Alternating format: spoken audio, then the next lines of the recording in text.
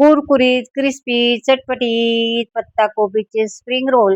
आपण नेहमी spring roll मैद्यापासून बनवतो. आज आपण फक्त आणि फक्त पत्ताकोबीपासून बनवणार आहे हे स्प्रिंग रोल. हे स्प्रिंग रोल बनवायला अगदी साधे सोपे आहे. खायला तेवढे टेस्टी लागतात. आणि हे हे स्प्रिंग रोल तुम्ही पहिले कधी बनवले नसेल तर आत्ता नक्की बनवून पहा बरं का.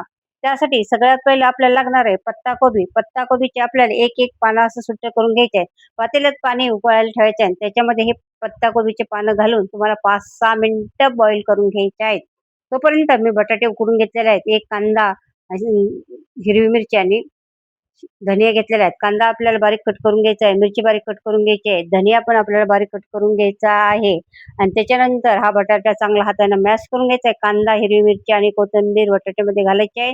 त्याच्यामध्ये पाव चमचा चाट मसाला, पाव चमचा गरम मसाला, अर्धा चमचा लाल तिखट, चवीनुसार मीठ घालून ह्याचे असे तुम्हाला कटलेट बनवू शकता किंवा नगेट बनवू शकता, असे आकार देऊन घ्यायचा आहे. आणि पत्ताकोबी बॉईल झालेला पाण्यामधून काढून घ्यायचा आहे आणि एका चाळणीवरती काढायचा आहे.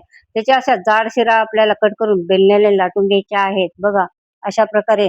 आणि त्याच्यानंतर आता हे आपण जे बटाट्याचे नगेट्स बनवलेले आहेत त्यासाठी आपल्याला लागणार आहे बेसन पीठ, तांदळाचं पीठ आणि लाल तिखट आणि चवीनुसार मीठ घालून आपल्याला हे चांगलं बेटर तयार करायचं आहे. आणि हा बेसन पिठाचा घोल तयार करायचा आहे. कुरकुरीत क्रंची होण्यासाठी तांदळाचं पीठ घालायचं आहे आणि थोडं पाणी घालून अशा पद्धतीने तुम्हाला बेटर तयार करायचं आहे. आणि आपला हा घोळ तयार झालेला आहे. त्याच्यानंतर आपल्याला घ्यायचं आहे पोळपूट आणि त्याच्यावरती कोबीचं पान घ्यायचं आहे. आणि हे आपण हे बटाट्याचं कटलेट तयार केलेलं आहे हे याच्यामध्ये आत घालून असं दोन्ही साईडने असं मुडपून मधून असं फोल्ड करत करत रोल करत यायचं आहे बघा, अशा प्रकारे दोन्ही फोल्ड करून अगोदर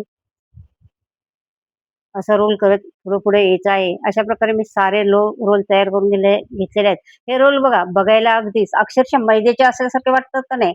आणि बेसन पीठच्या घोलमध्ये तुम्हाला हे चांगले असे बुडवून घ्यायचे आहेत आणि तेल गरम करून घ्यायचं आहे. तेल चांगलं गरम झालं की हे सारे स्प्रिंग रोल तुम्हाला तळून घ्यायचे आहेत. हे पत्ताकोबीचे स्प्रिंग रोल आहेत बरं का.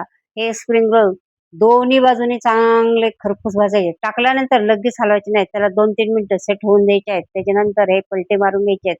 आणि जेव्हा आता असे मस्त दोन्ही बाजूनी कलर पण छान आलेला, कुरकुरीत क्रिस्पी असे स्प्रिंग रोल बनवून तयार झालेले. हे स्प्रिंग रोल तुम्ही नक्की करून बघा. अशाच किचन चॅनलवरती नवीन असाल तर चॅनलला सबस्क्राईब, रेसिपीला लाईक करा.